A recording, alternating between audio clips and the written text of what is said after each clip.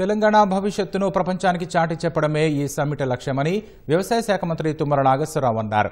Vision document ద్వారా రాష్ట్రం అన్ని రంగాల్లో ఏ విధంగా అభివృద్ధి చెందుతుందో తెలియజేస్తామన్నారు.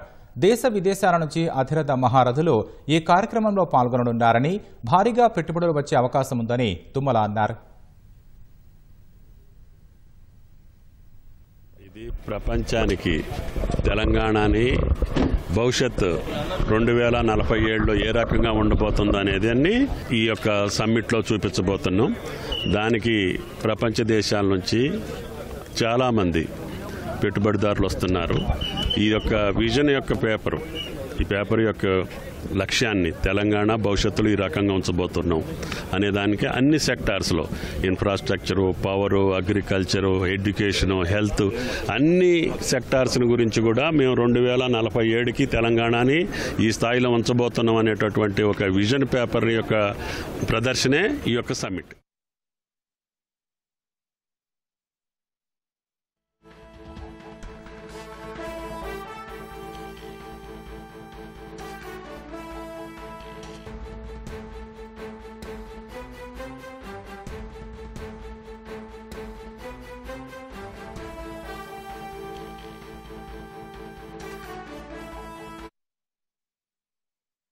ఈ 47కి దేశంలోనే కాదు ప్రపంచంలో తెలంగాణ రాష్ట్రాన్ని ఒక ఐడెంటిఫై అయ్యే విధంగా ఈ సమ్మిట్ ఉపయోగపడుతుందని కోరుకుంటున్నాను.